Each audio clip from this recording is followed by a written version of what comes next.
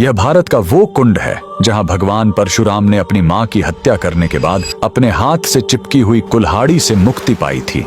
यह कहानी है महान ऋषि जमदग्नि और उनकी पत्नी पतिव्रता रेणुका की। कहते हैं रेणुका हर दिन नदी से कच्चे घड़े में पानी लाती थी और उनके सतीत्व के बल से वह घड़ा टूटता नहीं था। उनके 5 पुत्र थे जिनमें सबसे छोटे थे विष्णु अवतार परशुराम। एक दिन रेणुका ने नदी में कुछ गंधर्वों स्वर्ग के संगीतकार को जल क्रीड़ा करते देखा। उन्हें देखकर एक पल के लिए उनका मन मोह में पड़ गया और उसी क्षण उनके सतीत्व का बल टूटा और कच्चा घड़ा टूट गया। जब वो आश्रम लौटी तो ऋषि जमदग्नि ने अपने योग्य बल से जान लिया कि उनका मन भटक गया था। वो इतने क्रोधित हुए कि उन्होंने अपने पुत्रों को आज्ञा दी, अपनी मां का वध कर दो। जब चारों बड़े भाइयों ने मना कर दिया तो क्रोधित पिता ने उन्हें तुरंत पत्थर बन जाने का श्राप दे दिया। इसके बाद परशुराम ने पिता की आज्ञा को अपना धर्म समझा। उन्होंने भारी मन से अपनी कुल्हाड़ी उठाई और अपनी ही मां का सिर धड़ से अलग कर दिया। उनकी आज्ञाकारिता से प्रसन्न होकर जमदग्नि ने वरदान मांगने को कहा। परशुराम ने तुरंत अपनी मां को फिर से जीवित करने और साथ ही पत्थर बन चुके अपने चारों भाइयों को भी मुक्त करने का वर मांग लिया। सब फिर से जीवित हो गए, मानो कुछ हुआ ही न हो। लेकिन कहानी यहीं खत्म नहीं हुई।